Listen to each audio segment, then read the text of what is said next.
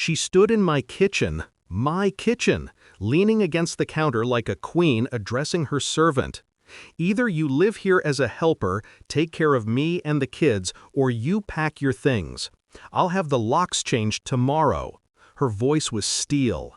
Mine was silence. Inside, I broke. Outside, I didn't flinch.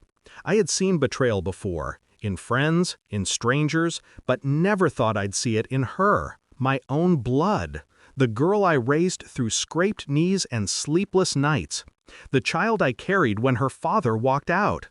And now she wanted to evict me from the house I built brick by brick? I didn't argue. I didn't cry. I simply nodded. She mistook it for surrender. She didn't see it was the first step of my escape. I remember the first time I held her. She was wrapped in a hospital blanket, pink and fragile, her tiny fingers curling around mine. I promised then to never let her feel abandoned. And for years, I kept that vow. Every birthday party, every school play, every broken heart, I was there. Maybe that's why her words cut so deep. Because she didn't just betray me as a daughter, she betrayed the very foundation of us. But I've learned something over the years. When love turns to obligation, it rots. And when obligation turns to threat, it poisons. I would not swallow poison. The signs were there before her ultimatum, the sudden disrespect, the little digs disguised as jokes. You're old-fashioned, Mom. You're not pulling your weight.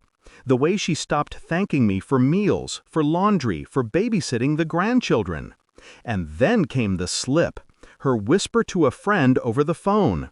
She thinks this is still her house. She doesn't get that she's lucky I let her stay. Lucky, as though I were some guest overstaying my welcome. That night I lay in bed staring at the ceiling, feeling the weight of my own foolishness. The deed, the papers, all still in my name. I had never signed it over. She thought she had. She had built her arrogance on an illusion. I smiled in the dark, and the planning began. I did not shout. I did not plead. I became quiet, observant. I cooked her favorite meals. I folded her laundry.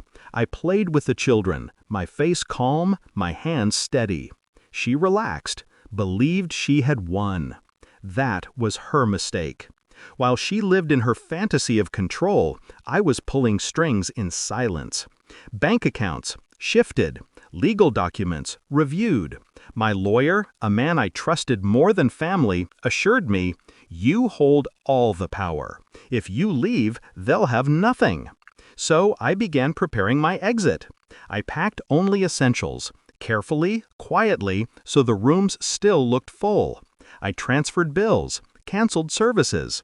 The utilities, the internet, everything was in my name. She thought she was building a fortress. She didn't realize I was removing the foundation. The night before I left, she cornered me again. "Mom, you need to start waking up earlier. The kids need breakfast before school. You can't keep sleeping in while I'm doing everything." Everything. That word stung. I looked at her then, really looked. The impatience in her eyes, the entitlement in her stance. She wasn't the child I raised. She was a stranger, wearing my daughter's face. I didn't argue. I didn't defend myself. I simply nodded again. And she smirked, satisfied. At dawn, I was gone.